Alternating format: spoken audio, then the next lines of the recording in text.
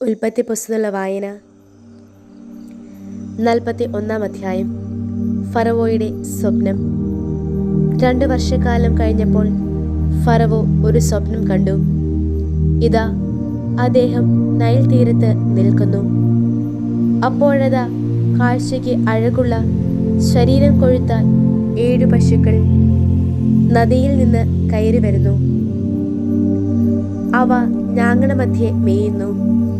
അതിനു പിന്നാലെ ഇതാ, കാഴ്ചയ്ക്ക് വിരൂപമായ ശരീരം മെലിഞ്ഞ വേറെ 7 പശുക്കൾ നദിയിൽ നിന്ന് കയറി വരുന്നു. നദീതീരത്ത് അവ മറ്റു പശുക്കളുടെ അരികിൽ വന്നു നിൽക്കുന്നു.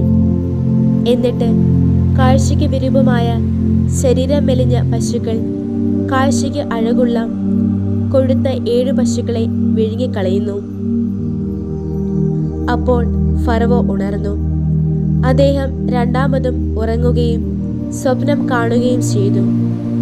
ഇതാ, പുഷ്ടിയും അഴകുമുള്ള 7 ധാന്യക്കതിരുകൾ ഒരേ തണ്ടിൽ വളർന്നു പോകുന്നു. അവയ്ക്ക് പിന്നാലെ അതാ, ശുഷ്കിച്ചതും കിഴക്കൻ കാറ്റിൽ ഉണങ്ങിക്കരഞ്ഞതുമായ 7 കതിരുകൾ കൂടി മുളച്ചു പൊങ്ങുന്നു. ശോഷിച്ച 7 കതിരുകൾ പുഷ്ടിയും സമൃദ്ധിയുമുള്ള കതിരുകളെ വിഴുങ്ങുന്നു. ഫറവോ ഉറക്കമുണർന്നപ്പോൾ ഇതാ, സ്വപ്നം മാത്രം. പ്രഭാതമായപ്പോൾ അദ്ദേഹത്തിന്റെ ആത്മാവ് അസ്വസ്ഥമായി. ഈജിപ്തിലെ എല്ലാ മന്ത്രവാദികളെയും അവിടുത്തെ എല്ലാ ജ്ഞാനികളെയും ആളയച്ചു വിളിച്ച് ഫറവോ തന്റെ സ്വപ്നം അവരോട് വിവരിച്ചു.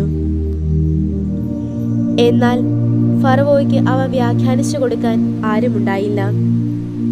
അപ്പോൾ പാനപാത്രവാഹക പ്രമാണി ഫറവോയോട് ഇപ്രകാരം പറഞ്ഞു: എന്റെ തെറ്റുകൾ ഇന്നു ഞാൻ ഓർക്കാൻ ഇടയാകുന്നു.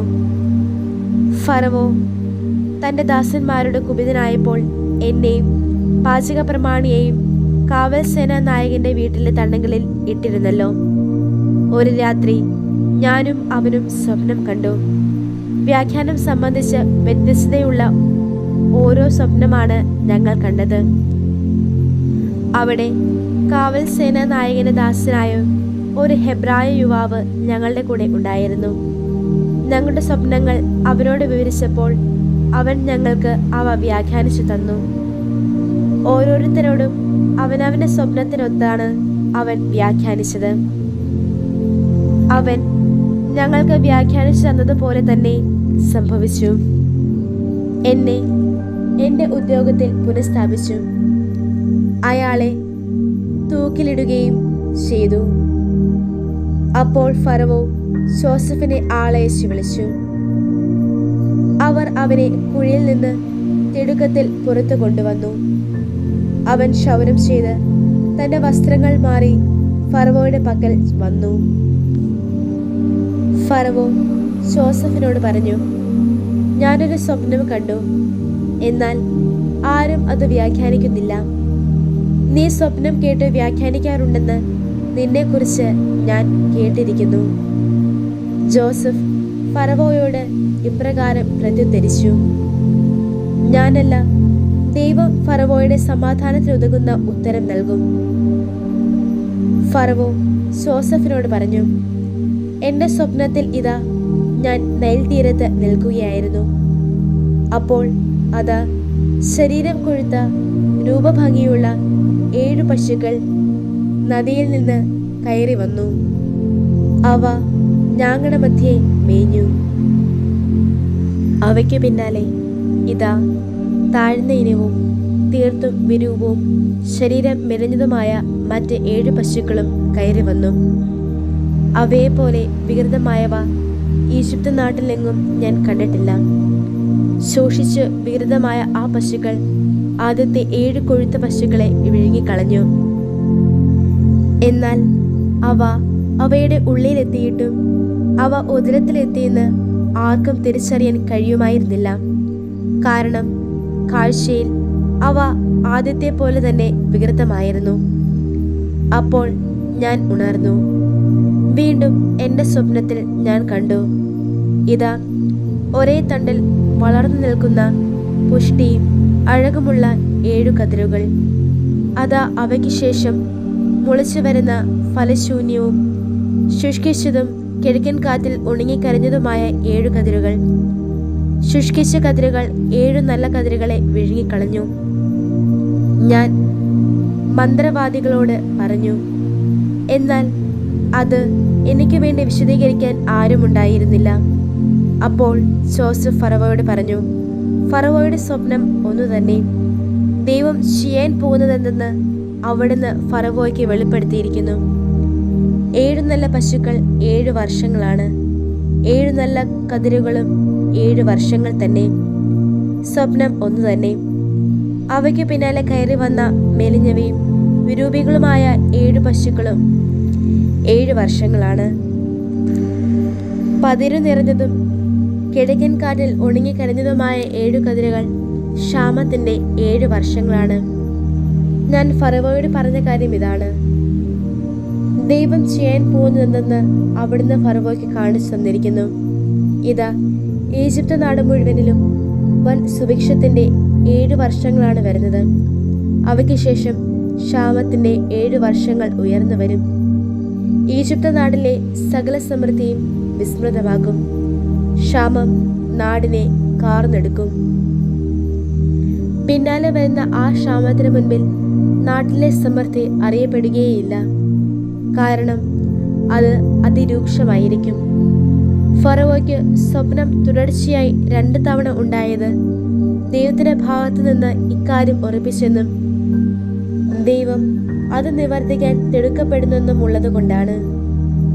അതുകൊണ്ടാണ് ഇപ്പോൾ ഫറവോ വിവേകിയും ബുദ്ധിമാനുമായ ഒരാളെ കണ്ടെത്തി അവനെ ഈജിപ്ത് ദേശത്തിനു മേൽ നിയമിക്കട്ടെ. രാജ്യത്ത് മേൽനോട്ടക്കാരെ നിയമിച്ച് സമൃദ്ധിയുടെ 7 വർഷങ്ങളിലും ഈജിപ്ത് ദേശത്ത് നിന്ന് 5-1 ശേഖരിക്കാൻ ഫറവോ നടപടിയെടുക്കട്ടെ. വരാൻ പോകുന്ന ഈ നല്ല വർഷങ്ങളുടെ ഭക്ഷ്യവിഭവം മുഴുവൻ അവർ ശേഖരിക്കട്ടെ. ഫറവോയുടെ കരുത്തിൻ കീഴിൽ അവർ ഗോതമ്പ് സമാഹരിക്കുകയും ഭക്ഷ്യവിഭവം നഗരങ്ങളിൽ സൂക്ഷിച്ചു വയ്ക്കുകയും ചെയ്യട്ടെ. ഈജിപ്ത് നാട്ടിൽ ഉണ്ടാകാൻ പോകുന്ന 7 ക്ഷാമ വർഷങ്ങളിലേക്കുള്ള രാജ്യത്തിൻ്റെ കരുതൽ ഭക്ഷ്യവിഭവമായിരിക്കും അത്. അങ്ങനെ നാട് പട്ടിണി കൊണ്ട് നശിക്കാതിരിക്കും. ജോസഫ് ഈജിപ്തിന്റെ മേലുദ്യോഗസ്ഥൻ. ഫറവോയുടെ ദൃഷ്ടികളിലും അവന്റെ സേവകരെല്ലാവരുടെയും ദൃഷ്ടികളിലും ഇക്കാര്യം നല്ലതായിരുന്നു. ഫറവോ തന്റെ സേവകരോട് പറഞ്ഞു, ഇവനെ പോലെ ദൈവത്തിന്റെ ചൈതന്യം തന്നിലുള്ള ഒരാളെ നമുക്ക് കണ്ടെത്താനാകുമോ? എന്നിട്ട് ഫറവോ ജോസഫിനോട് പറഞ്ഞു, ദൈവം നിന്നെ ഇവയെല്ലാം അറിയിച്ചു കഴിഞ്ഞിരിക്കെ നിന്നെ പോലെ ബുദ്ധിമാനും ജ്ഞാനിയുമായി ആരുമില്ല. നീ എൻ്റെ ഭവനത്തിന് മേലാളായിരിക്കും. എൻ്റെ ജനം മുഴുവൻ നിന്റെ വാക്ക് അനുസരിക്കും. സിംഹാസനം സംബന്ധിച്ചു മാത്രം ഞാൻ നിന്നേക്കാൾ വലിയവനായിരിക്കും. ഫറവോ ജോസഫിനോട് തുടർന്ന് പറഞ്ഞു, നോക്കൂ, ഈജിപ്ത് രാജ്യം മുഴുവൻ്റെ മേൽ നിന്നെ ഞാൻ നിയമിച്ചിരിക്കുന്നു. ഫറവോ മുദ്രമോതിരം തൻ്റെ കയ്യിൽ നിന്ന് ഊരിയെടുത്ത് ജോസഫിനെ കയ്യിലിട്ട് കൊടുത്തു. അവനെ പട്ടുവസ്ത്രങ്ങൾ ധരിപ്പിച്ചു. അവൻ്റെ കഴുത്തിൽ ഒരു സ്വർണമാല അണിയുകയും ചെയ്തു. അദ്ദേഹം തനിക്കുണ്ടായിരുന്ന 2-ാം രഥത്തിൽ അവനെ എഴുന്നള്ളിച്ചു. അവരെ എന്ന് അവർ അവനു മുൻപേ വിളിച്ചു പറഞ്ഞുകൊണ്ടിരുന്നു. അങ്ങനെ അദ്ദേഹം അവനെ ഈജിപ്ത് രാജ്യം മുഴുവൻ്റെ മേൽ നിയമിച്ചു. ഫറവോ ജോസഫിനോട് പറഞ്ഞു, ഞാൻ ഫറവോയാണ്. നിന്നെ കൂടാതെ ഈജിപ്ത് ദേശത്തെങ്ങും ഒരുവനും തൻ്റെ കൈയോ കാലോ ഉയർത്തുകയില്ല. ഫറവോ ജോസഫിനെ സാഫ്നത്ത് ഫാനെ എന്നു പേര് വിളിച്ചു. ഓനിലെ പുരോഹിതനായ പൊത്തിഫറായുടെ മകൾ അസ്നത്തിനെ അവന് ഭാര്യയായി കൊടുക്കുകയും ചെയ്തു. ജോസഫ് ഈജിപ്ത് രാജ്യത്ത് പര്യടനം നടത്തി. ഈജിപ്തിലെ രാജാവായ ഫറവോയുടെ മുൻപിൽ സ്ഥാനീയനായപ്പോൾ ജോസഫിന് 30 വയസ്സായിരുന്നു. ഫറവോയുടെ മുൻപിൽ നിന്ന് പുറപ്പെട്ട് ജോസഫ് ഈജിപ്ത് രാജ്യം മുഴുവൻ സഞ്ചരിച്ചു. സുഭിക്ഷത്തിന്റെ 7 വർഷം ഭൂമി സമൃദ്ധി ഉളവാക്കി. ഈജിപ്ത് ദേശത്തുണ്ടായിരുന്ന 7 വർഷത്തെ ഭക്ഷ്യവിഭവമെല്ലാം അവൻ ശേഖരിച്ചു. നഗരങ്ങളിൽ ഭക്ഷ്യം സംഭരിച്ചു വെച്ചു. നഗരത്തിന് ചുറ്റുമുള്ള വയലുകളിലെ ഭക്ഷ്യം അതിനുള്ളിൽ തന്നെ സൂക്ഷിച്ചു. അളവെടുപ്പിന് അതീതമായതിനാൽ അളവ് നിർത്തിവെക്കുന്നതുവരെ ജോസഫ് കടൽമണൽ പോലെ ധാന്യം ധാരാളമായി കൂമ്പാരം കൂട്ടി. ക്ഷാമവർഷം വരുന്നതിന് മുൻപ് ജോസഫിന് 2 പുത്രന്മാർ ജനിച്ചു. ഓനിന്റെ പുരോഹിതനായ പൊത്തിഫറായുടെ മകൾ അസ്നത്താണ് അവനു വേണ്ടി അവരെ പ്രസവിച്ചത്. എൻ്റെ എല്ലാ കഷ്ടപ്പാടും പിതൃഭവനം സമസ്തവും മറക്കാൻ ദൈവം ഇടയാക്കിയിരിക്കുന്നു എന്ന അർത്ഥത്തിൽ ജോസഫ് തൻ്റെ കടിഞ്ഞൂൽ പുത്രന് മനാസെ എന്ന് പേരിട്ടു. രണ്ടാമന് എൻ്റെ കഷ്ടതയുടെ നാട്ടിൽ ദൈവം എന്നെ സന്താനപുഷ്ടിയുള്ളവനാക്കിയിരിക്കുന്നു എന്ന അർത്ഥത്തിൽ എഫ്രായിം എന്നു പേരിട്ടു. ഈജിപ്ത് ദേശം നിലനിന്ന സമൃദ്ധിയുടെ 7 വർഷങ്ങൾ അവസാനിച്ചു. ജോസഫ് പറഞ്ഞതുപോലെ ക്ഷാമത്തിൻ്റെ 7 വർഷങ്ങൾ വരാൻ തുടങ്ങി. എല്ലാ നാടുകളിലും ക്ഷാമമുണ്ടായി. എന്നാൽ ഈജിപ്ത് ദേശത്തെങ്ങും ആഹാരമുണ്ടായിരുന്നു. പിന്നീട് ഈജിപ്ത് നാട്ടിലെല്ലാം ക്ഷാമമായപ്പോൾ ജനം ഫറവോയുടെ അടുക്കൽ ആഹാരത്തിനായി കേണപേക്ഷിച്ചു. ഫറവോ ഈജിപ്തുകാരോടെല്ലാമായി പറഞ്ഞു, ജോസഫിന്റെ അടുത്തേക്ക് പോകുവിൻ, അവൻ നിങ്ങളോട് പറയുന്നത് ചെയ്യുവിൻ. ഭൂമുഖത്തെല്ലാം ക്ഷാമമുണ്ടായി. അപ്പോൾ ജോസഫ് ധാന്യപുരകളെല്ലാം തുറന്ന് അവയിലുണ്ടായിരുന്ന ധാന്യം ഈജിപ്തുകാർക്ക് വിതരണം ചെയ്യുന്നു. ഈജിപ്ത് ദേശത്ത് പട്ടിണി രൂക്ഷമായിരുന്നു. ജോസഫിന്റെ പക്കൽ നിന്ന് ധാന്യം വാങ്ങാൻ ഭൂമി മുഴുവൻ ഈജിപ്തിലേക്ക് വന്നു.